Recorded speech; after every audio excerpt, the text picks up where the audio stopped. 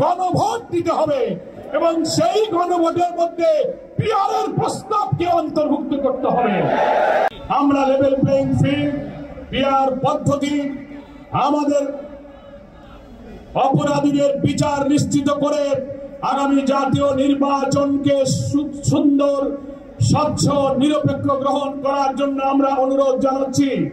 এখনো প্রধান উপদেষ্টার আন্তরিকতা, প্রচেষ্টার প্রতি আস্থা রেখে আমরা বলতে চাই, একদিকে আপনি যেমন সরকারের প্রধান, অন্যদিকে আপনি জাতীয় ঐক্যমত্য কমিশনেরও প্রধান। দুইটি প্রধান দায়িত্ব নিয়ে আপনি শক্ত থাকবেন। আপনার চারিদিকে যে সমস্ত কিছু উপদেষ্টাগণ আছেন, মাঝে মাঝে কোন দিকে আপনাকে ঠেলে দিয়ে কোন একটি বিশেষ দলের প্রতি তাদের আনুগত্য প্রদর্শনের অপচেষ্টা চালাচ্ছেন।